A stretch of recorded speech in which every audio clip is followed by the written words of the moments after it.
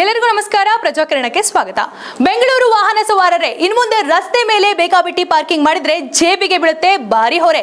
Greater Bengaluru ಪ್ರಾಧಿಕಾರದ ಹೊಸ parking ನೀತಿಗೆ ಕರಡು ಅಧಿಸೂಚನೆ ಹೊರಡಿಸಿದ್ದು ಉಚಿತ ಪಾರ್ಕಿಂಗ್ ವ್ಯವಸ್ಥೆಗೆ ಬ್ರೇಕ್ ಹಾಕಲು ಮುಂದಾಗಿದೆ.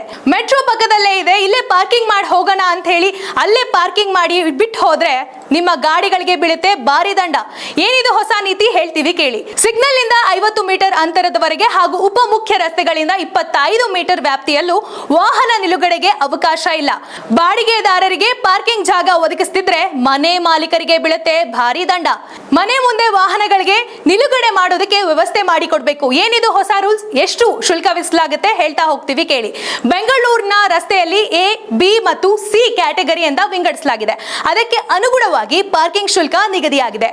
ಆನ್ ಸ್ಟ್ರೀಟ್ ಪಾರ್ಕಿಂಗ್ ನಲ್ಲಿ ಕನಿಷ್ಠ ಶುಲ್ಕ ಸಿ ಕ್ಯಾಟಗರಿಯಲ್ಲಿ ದ್ವಿಚಕ್ರ ವಾಹನಕ್ಕೆ 20 ರು, ಲಘು ವಾಹನಕ್ಕೆ 40 ರಿಂದ 60 ರು. ಬಿ ಕ್ಯಾಟಗರಿಯಲ್ಲಿ ದ್ವಿಚಕ್ರ ವಾಹನಕ್ಕೆ 30 ರು, ಲಘು ವಾಹನಕ್ಕೆ 60 ರು.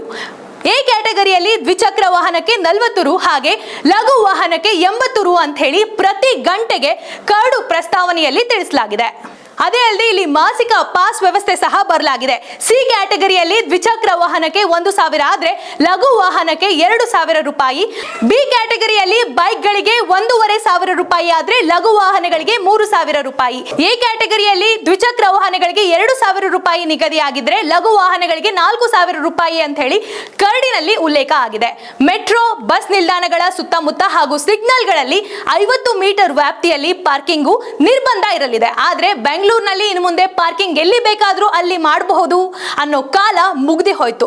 ಇನ್ನು ಮುಂದೆ ಜಿಬಿಎ ಹೊಸ ರೂಲ್ಸ್ ಪ್ರಕಾರನೇ ನಡಿಬೇಕು. ಅದು ಏನು ನಿಯಮಗಳನ್ನ ಕೊಡುತ್ತೆ ಅದೇ ರೀತಿ ಪಾಲನೆ ಮಾಡಬೇಕು. ಇಲ್ಲ ಅಂತ ಹೇಳಿದ್ರೆ ನಿಮಗೆ ದೊಡ್ಡ ಮಟ್ಟದಲ್ಲಿ ದಂಡ ವಿಧಿಸೋದಂತೂ ಗ್ಯಾರಂಟಿ.